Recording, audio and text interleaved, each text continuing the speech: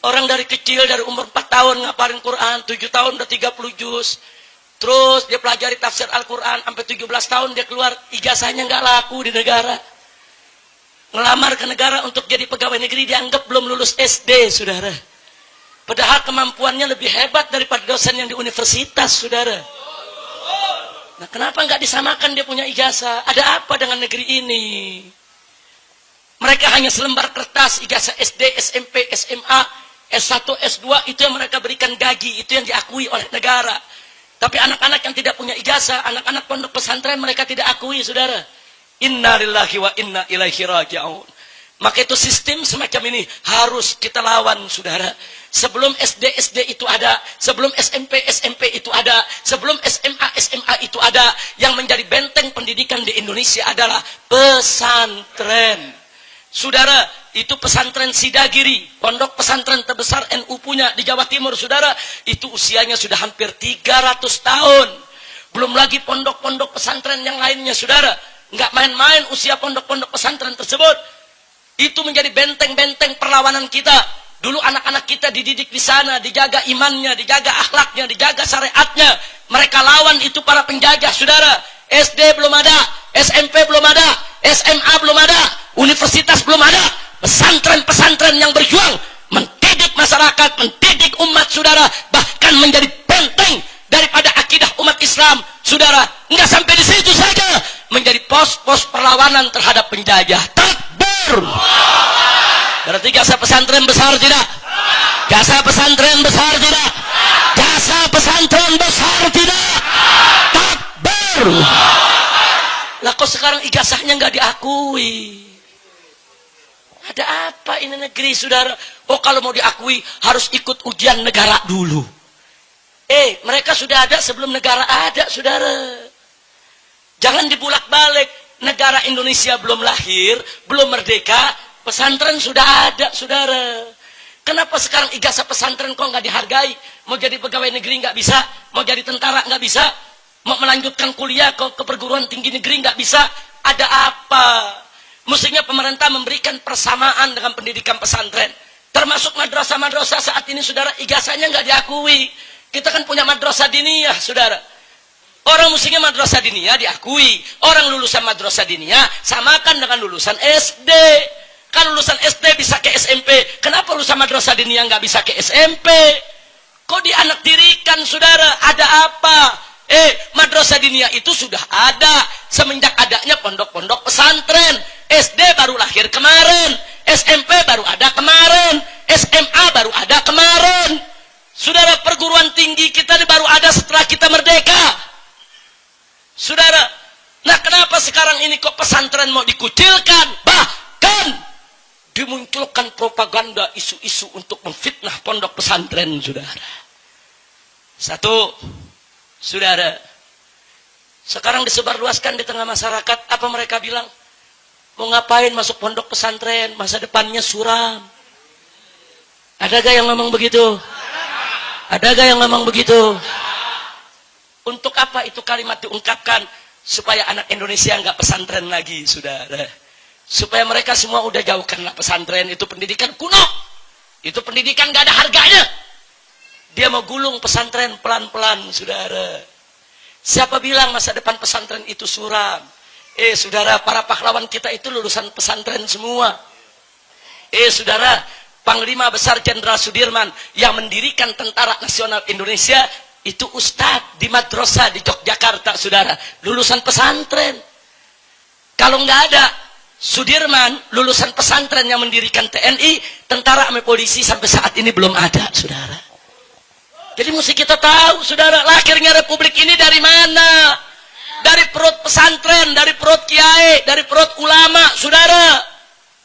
Anda jangan pikir Pancasila itu yang buat Bung Karno, saudara. Pancasila itu hasil perdebatan antara Bung Karno dengan para kiai, para ulama. Kiai Haji Wahid Hasyim Asy'ari, saudara, pimpinan NU dan putra pendiri NU. Kiai Haji Abdul Qahar Mudzakkir, sepuh pimpinan Muhammadiyah di tahun 45, saudara.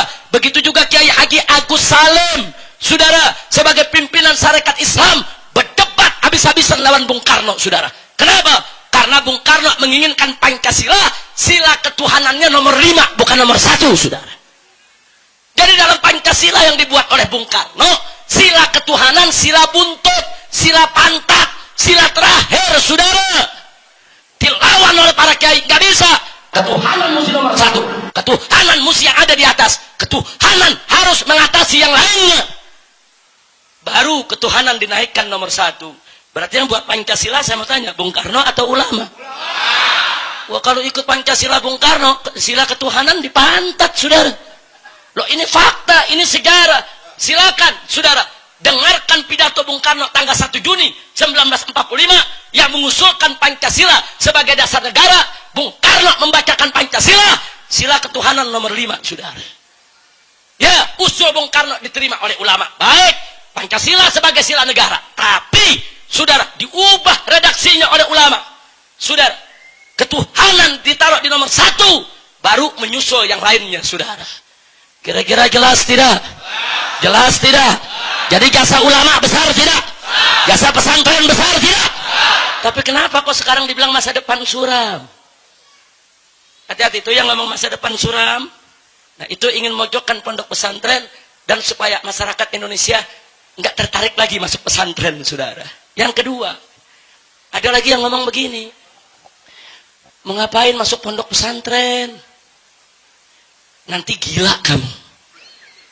Pelajarannya berat, banyak yang gila gara-gara masuk pondok pesantren. Ditanya kenapa gila? Ada pelajaran nahwu sorof, banyak gila tuh belajar nahwu sorof. Inna lillahi wa inna ilaihi raji'un. Saya dari kecil sampai hari ini belajar nahwu sorof nggak gila-gila.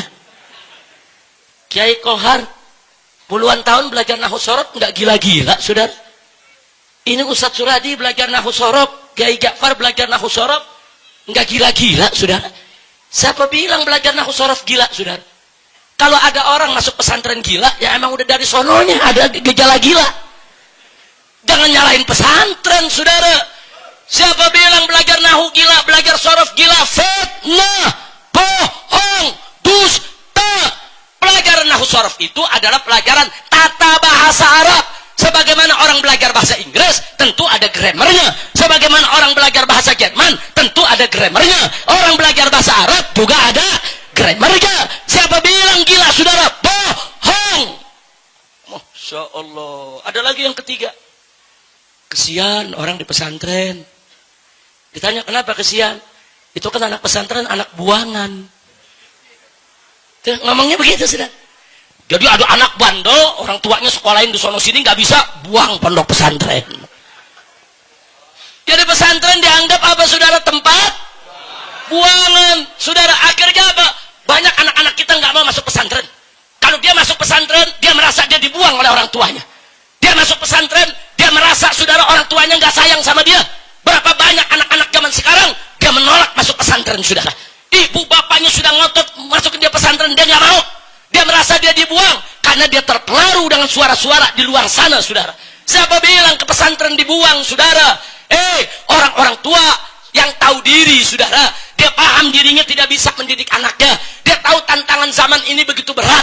Dia khawatir kalau anaknya akan rusak, anaknya akan tersesat jalan. Kemudian dia titipkan ke pesantren untuk dididik. Itu namanya orang tua bertanggung jawab. Itu namanya orang tua tahu diri. Itu namanya orang tua sayang kepada anak. Bukan anak dibuang, tapi anak ingin diselamatkan. Betul? Takbir. Berarti orang tua yang masukkan anak ke pondok pesantren bagus tidak? Bagus tidak? Ada lagi sekarang lebih kejam lagi. Awas, jangan masuk pesantren. Kenapa? Sarang teroris. Disebut sarang teroris, saudara. Sampai-sampai ada kepala kepolisian di Cimahi beberapa tahun yang lalu mendatangi pondok-pondok pesantren minta sidik jari, saudara. Nah, kenapa minta sidik jari, saudara? Karena kalau besok di Cimahi ada peledakan, yang pertama kali dicari, ya sidik jari santri dulu. Inna lillahi wa inna ilaihi raji'un. Anda tahu gara-gara fitnah tersebut, saudara, berapa banyak orang tua narik anaknya dari pondok pesantren, saudara. Nah, kau keluar saja. Lebih baik kau sekolah SMP, kau sekolah SMA, kau aman. Ini pesantren sedang disorot, pesantren ini sedang dituduh sebagai sarang teroris. Nanti kau terlibat, nanti kau akhirnya kena hukuman. Lebih baik kau keluar supaya kau tidak kena getahnya. Berapa banyak, berapa ribu anak-anak kaum muslimin ditarik dari pondok-pondok pesantren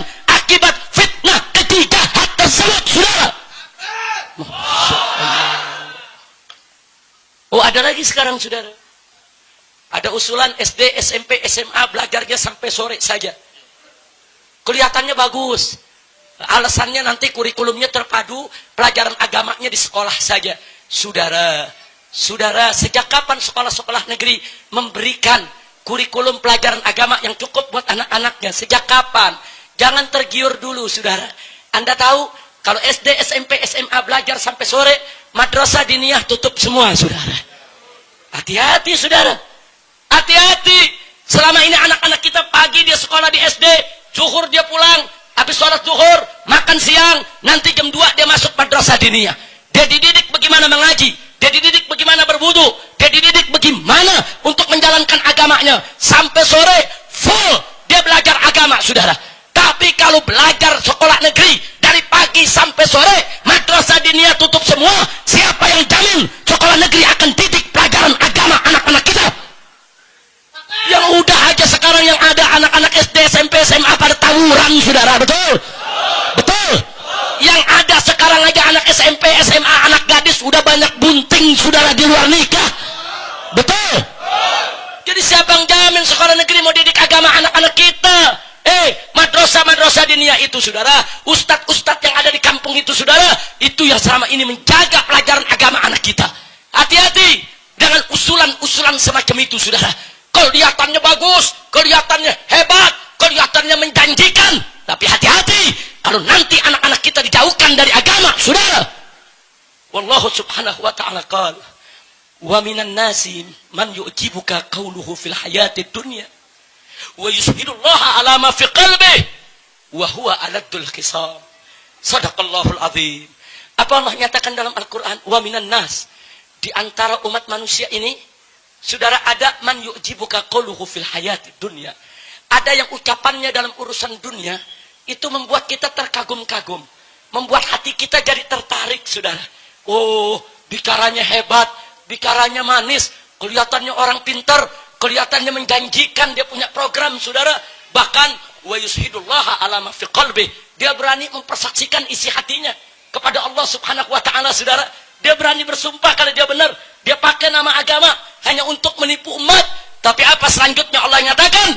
Wa huwa aladul khisam. Padahal orang tersebut aladul khisam, penentangannya sangat keras terhadap Islam, penentangannya sangat keras terhadap Allah dan Rasulnya. Dia berpura-pura baik, dia pura-pura memberikan program yang baik untuk menjebak dan menghancurkan program-program keislaman kita, saudara. Masya Allah, hati-hati, saudara.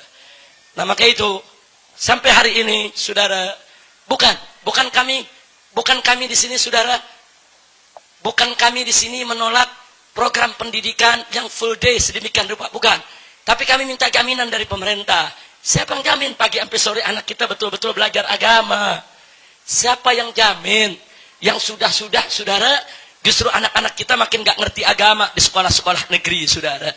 Nah, sekarang ada madrasah diniyah. Nah, kalau mereka belajar sampai sore, madrasah diniyah untuk siapa?